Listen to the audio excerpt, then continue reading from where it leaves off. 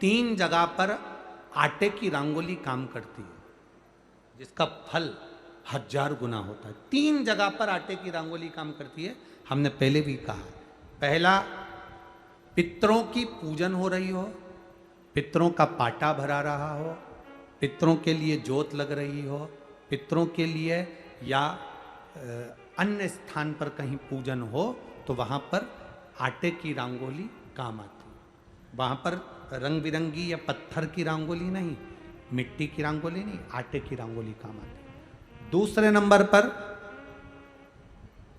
तुम्हारे घर में यज्ञ हो रहा हो, घर के बाहर यज्ञ हो रहा हो, यज्ञ चल रहा हो, उस यज्ञ में 3 परिधियां बनती हैं ब्रह्मा विष्णु महेश की। देखिए आप लोगों ने, यज्ञ कुंड जो बनाया जाता है, उस यज्ञ कुंड पर पत्थर की रंगोली नहीं, मिट्टी की रंगोली नहीं, आटे की रंगोली डलना चाहिए। ये पहले डलती थी, अब लोगों ने फैशन में दूसरी डालना प्रारंभ कर दी। आटे की रंगोली डली होती है जब हम सांकल्य छोड़ते हैं, अग्नि को जब हम सांकल्य देते हैं, तो जिस आटे की रंगोली उस पर बनी होती है, तो हमारी जो सांकल्य छोड़ी जाती है, उसमें से एक अंश भाग हमारे पितरों के खाते में चला जाता है, जिससे पितरों की मुक्ति प्राप्त हो जाती है। तीसरा,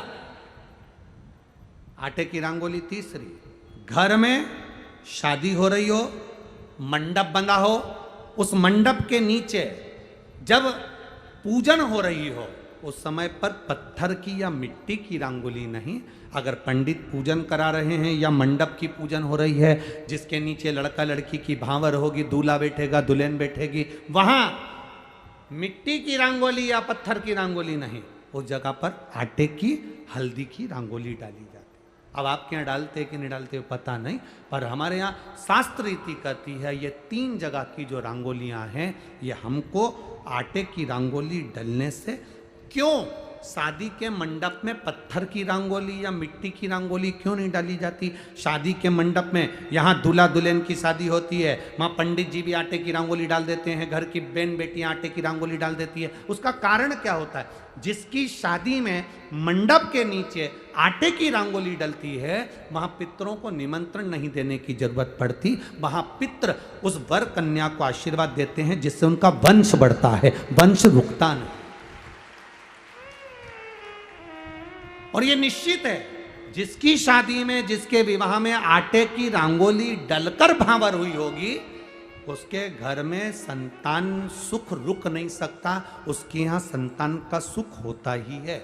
जिसके यहाँ आजकल ये पत्थर रंगोली डाल देते हैं, डाल दिया और कह दिया बस, क्योंकि आजकल फैशन में तो दुनिया जी रही है, तो वो आटे की रंगोली कौन डाले, तो वो फैशन में चल गया, तो संतान की प्राप्ति में भी थोड़ा सा, अब तुम देखो पहले का समय, आज का समय कितना अंतर है महाराज।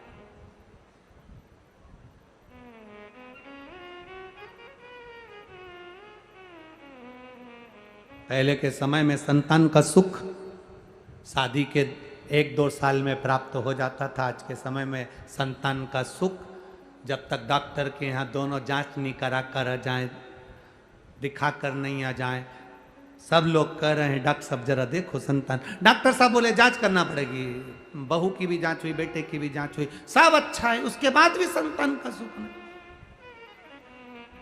उसके बाद भी संतान की प्राप्ति नहीं। शिव तत्व को जानिए। शिव महापुराण की कथा कहती है 3 जगह आटे की रंगोली की मूलता है। बोलेंगे आप लोग, पहला स्थान दरवाजे की चौखट, दूसरा स्थान बोलते जाओ जल्दी, यज्ञ कुंड, तीसरा स्थान शादी का मंडप, जहां पर भले चुटकी भर आटे की रंगोली बने, पर वो जरूरी है। 3 स्थान आटे की रंगोली के।